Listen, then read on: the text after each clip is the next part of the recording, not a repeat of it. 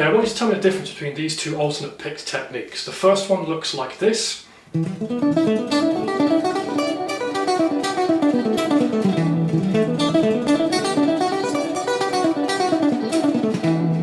second one looks something like this.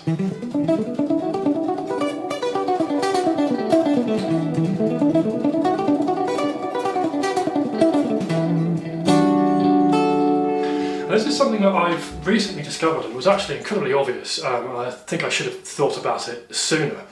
And that is that your forearm weight actually matters a huge amount as to how you approach technique, and generally speaking what kind of techniques you find comfortable and which ones you don't. And it's not something, again, correct me if I'm wrong on this, but I'm pretty sure I haven't heard anyone really talking about this. But in terms of how people develop their technique in the first place and maybe the bad habits they go into, this is a really important little topic. So what I mean by forearm weight is if you were to, let's say, just drop the shoulder and sit your arm on the guitar like this, like that. So I'm literally not bothered about where the picking hand's sitting. I'm literally just dropping the forearm onto the guitar here. What you'll notice is that I don't put the weight behind my wrist. It goes down this way. So the weight of my forearm is sitting here, and in fact, it's almost like the elbow is kind of being pushed down a little bit, so there's more weight here on the back of the arm than there is on the front of the arm. However, if I'm trying to set up to play, what a lot of people will do is they'll actually do the opposite, and they'll do something like this, where they almost push into the string.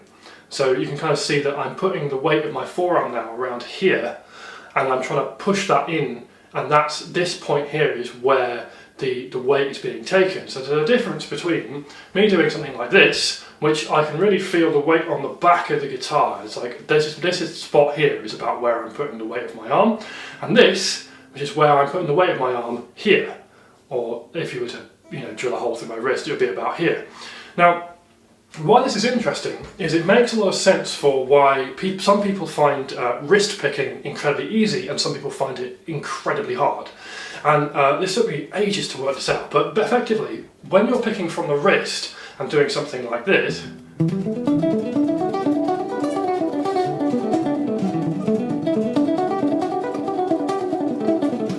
you want the wrist to be free of motion.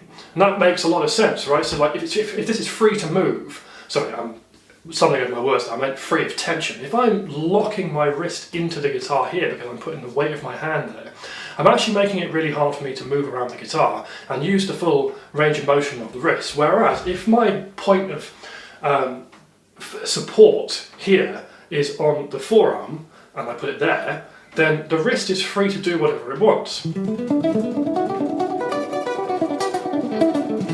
And I can basically play exclusively using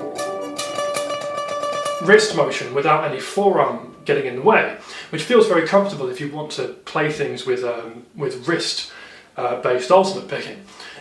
In the flip side of that, if I was to put the weight here, I end up using,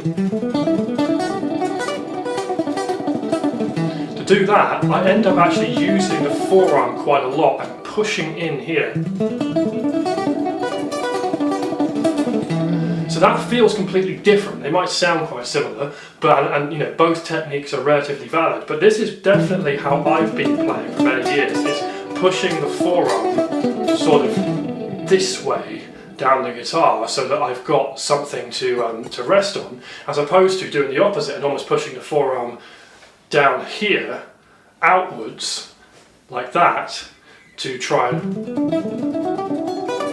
free up the wrist.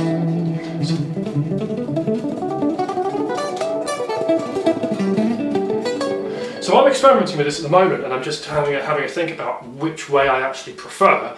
But it's interesting to me that a lot of things like string skipping I did,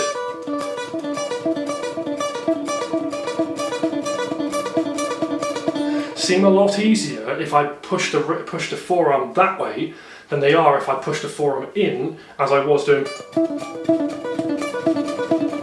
That feels a little bit trickier to me, so I think there's a higher speed capacity for like difficult lines with lots of string skips in if you're going the other way.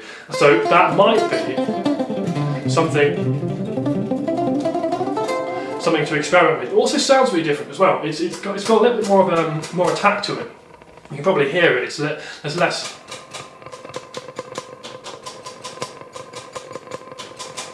You can hear the difference in attack there of like when I'm pushing in with the forearm as opposed to doing that. So just a bit of a ramble on a couple of techniques things, but this is where I'd really like some feedback in the comments if anyone wants to try these, to just see if you can get used to the idea of weighting your forearm on the back of the guitar back here as opposed to forward here, and see if that makes any difference to how you're playing, or if you're someone who already does that, try it the other way and see if you can get some improvements or changes to your playing that way. So it's a bit of an interesting one because I see a lot of, there's no objective rule of thumb here. This is I've seen a lot of people play with forearm forward and pushing into the guitar and they play really, really well, and I see a lot of people play forearm back like this and they also can play incredibly fast. So there's no right answer, I think, here. There might be one of them is slightly superior for very specific techniques like string skipping, alternate picking and various other things like that, but I will get back to you on that one. Anyway, have a go at that and see how you do with it.